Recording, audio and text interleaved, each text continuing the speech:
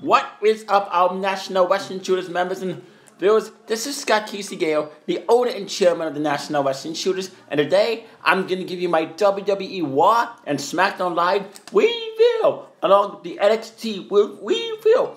And either later on tonight, I will most likely be back for Ring of Honor review as well, because that's coming back too. But anyway, let's begin your WWE Raw review. The commentators for the show were Mike, as Vince Russo keeps tweeting. The commentators for the show were Michael Cole, my favorite commentator, Corey Graves, and Booker T. Okay, the show opened with Stephanie McMahon returning, demanding total destruction of Shane McMahon in the Smackdown down for invading Raw and making Kurt Angle and making Kurt Angle the team captain of Raw's team at Survivor Series. So Kurt Angle was cutting a promo, basically speaking about how Shane McMahon took Raw under siege, and he was interrupted by Stephanie McMahon, who made a triumphant return to Raw, and then Stephanie told Kurt that if he doesn't win at Survivor Series, he's most likely going to be fired the next night. So this was a good promo from Kurt Angle and a good promo from Stephanie McMahon. It's nice to see Stephanie McMahon back. So I wonder where this is going to lead into.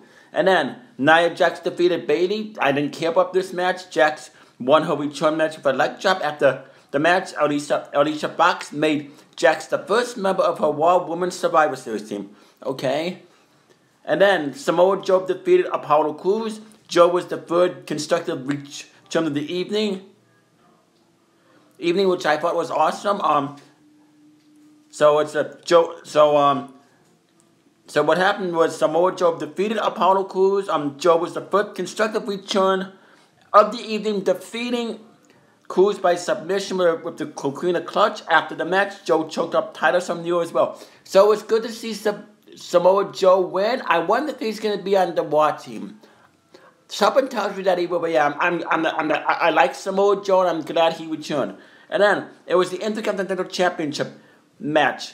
The Miz defeated Matt Hardy. Miz arrived to the show late before returning Bo Dallas in the night of returns.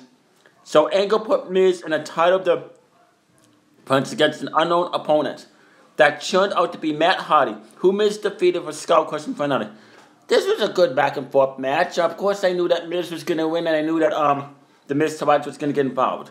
Then Asuka defeated Stacey Cowden. Asuka made short work of the local talent, tapping her out to Asuka lock. In my opinion, Asuka deserves better opponents.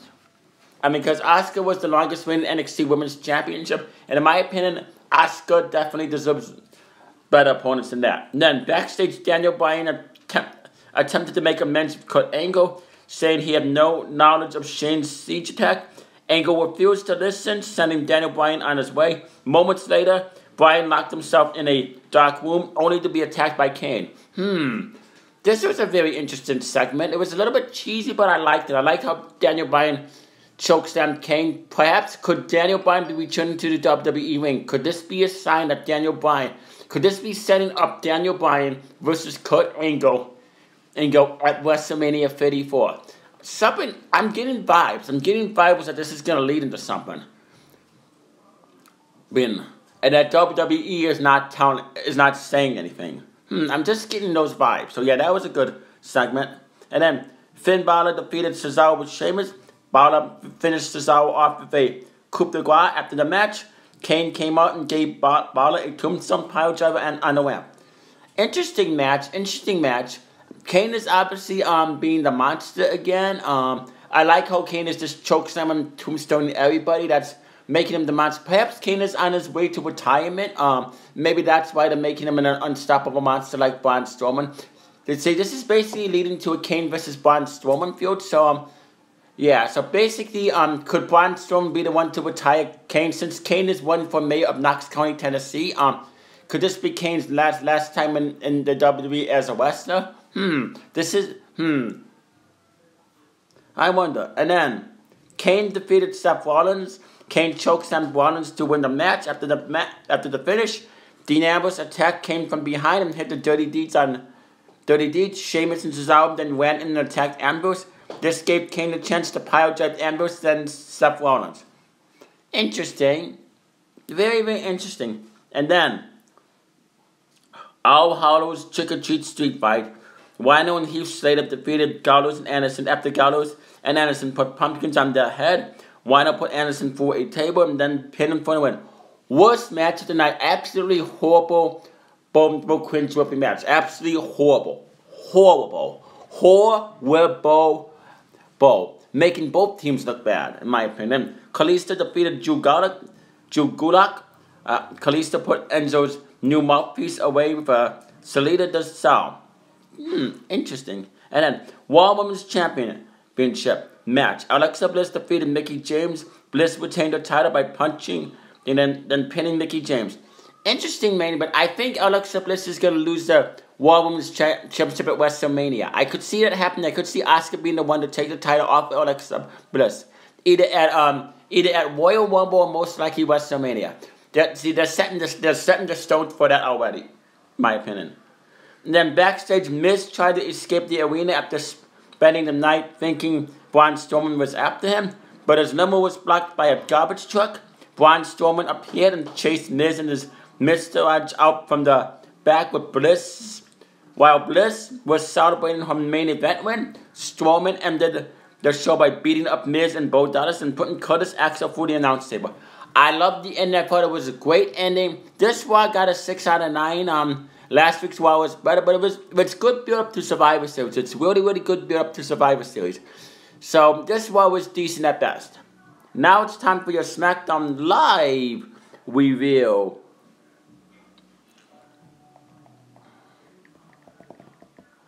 Smackdown. Sorry, that lady likes to talk.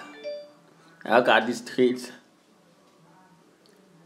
And the commentators for Smackdown Live were Tom Phillips, Byron Saxton, and Corey Graves. Okay. And my iPad will actually let me read SmackDown. Hold on. Here we go. No, I don't care about the ad. Okay. SmackDown Live results. The show opened with Shane McMahon coming to the ring and continuing to explain why SmackDown invaded Raw 2 weeks ago. He said there would be hell to pay for Kurt Angle Kane. He said there would be hell to pay for Kurt Angle, Kane attacking Daniel Bryan last night, and announced himself as a SmackDown team captain of Survivor Series. Really, really good promo, passionate promo from Shane McMahon. I knew Shane McMahon was going to make himself team captain. I liked it. I like how Shane McMahon is involving himself in matches, because I like how the SmackDown commissioner has been involving himself in matches. That's what makes him more entertaining. And then there was the first match was a 2 out of 3 falls match. Bobby Roode defeated Dolph Ziggler. Ziggler won the first match after Ziggler won the first fall after a super kick. Roode took the second fall after launching Ziggler into the ring post and won them up. The third fall also went Roode's way after he connected with the glorious DDT. Following a series of rope attempts, Bobby Roode is now the third member of SmackDown Live Survivor Series team. Decent matches. It was one of the better matches they had. I'd say one of the better matches they had. And then the New Day walked backstage into their Halloween costume. They were stopped by Rusev and English, who stole up candy and proclaimed Halloween to be a dumb holiday. In response, Big E challenged Rusev to a match. Okay? Backstage, Becky Lynch gave an inspirational speech to her fellow female superstars to get them ready for Survivor Series. She was interrupted by Natalya, who warned her to watch out for her team's weak link. Interesting. Very, very interesting. Then, Sin Cara versus Baron Corbin was no contest. The third time these guys wrestled, Corbin repeatedly tried to pull Sin Cara's mask up for the match. The two ended up brawling outside the ring for an extended amount of time, then leading to a no contest. Sin Cara threw a chair at Corbin, who fled into the crowd. How many times are we going to see Sin Cara versus Baron Corbin? I mean, come on. How many times are we going to see this? Sin Cara versus Baron Corbin. Enough is enough already. Renee Young interviewed the Usos about their upcoming match against Dean Ambrose and Seth Rollins. They said SmackDown Live is the A show and they are the A team. They were interrupted by Shelton Benjamin and Chad Gable, who told him they would be challenging for the Smackdown Tag Team titles next week. Very, very interesting. I'm looking forward to this match, actually. Then AJ Styles defeated Samaj Singh. Jinder Mahal cut a promo on Brock Lesnar and Paul Heyman before the match, saying that when he defeats Lesnar in Survivor Series, he will be known as the Beastmaster. Mahal was sent to the back by the referee, and Styles quickly won the Styles Clash, but was beaten down by Mahal afterward.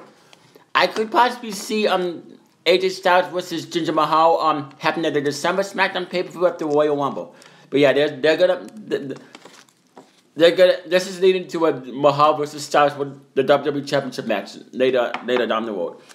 Then Kevin Owens and Sami Zayn talked backstage about how Shane McMahon was taking away opportunities for other SmackDown wrestlers by including himself in the Survivor Series team. Another big match for the Legend Brothers here. Interesting. Rusev defeated Big E. Rusev scored a victory after connecting with a big kick. Shortly after, the Big E had laid Aiden English out with the big ending. Backstage, Sin Cara told Renee Young that he went through hell to get his luchador mask, and he will go through hell to keep it. Then Rusev and Aiden English went to Shane McMahon and lobbied for Rusev to get on SmackDown's Survivor Series team. Shane said whoever wins next week between Rusev and AJ Styles will get the final spot on the team. Hopefully AJ Styles wins. Breezango in the latest episode of the Fashion Fest called Stranger of Things. It was funny, even though it was taking a shot at my favorite show, Stranger Things, on Netflix. It was funny. Shinsuke Nakamura defeated Kevin Owens. Sami Zayn came down to distract Nakamura, which temporarily gave Owens the advantage. Nakamura eventually recovered and hit a Kinshasa on Owens for the victory, but not before Randy Orton's music hit and he appeared out of nowhere, beating up Zayn. I thought it was a really, really good main event.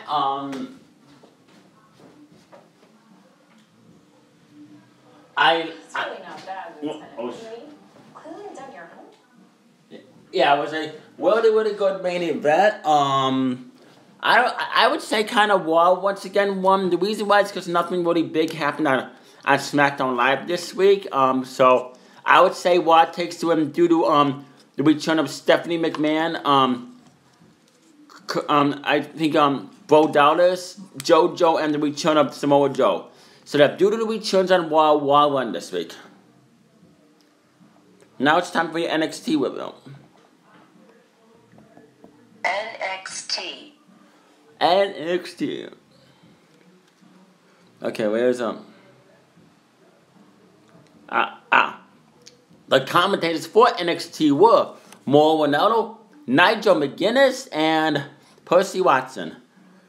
Okay, here we go. Mauro Ranallo, Nigel McGuinness, and Percy Watson welcomed us and won down the card. Nikki Cross defeated Tanero Conti via pinfall following a swinging neckbreaker. Nikki went straight after Conti, continued to get payback for the Brazilians' undisputed era influence interference in the first title qualifier, but got caught as result. Tanero worked the arm to try to set up a submission, but Cross mostly lapped it off. Very good match to open NXT. I thought this was a really good match. Paul Ellering is shown standing outside AOP's locker room. Then Mercedes Mendez interview from the last week's Battle Royal was played, where she says Ember Moon is the one person she knows who won't win the title in Houston, because she knows Ember can't win the big one. Interesting. I like when they say things like this, because it makes the field more interesting.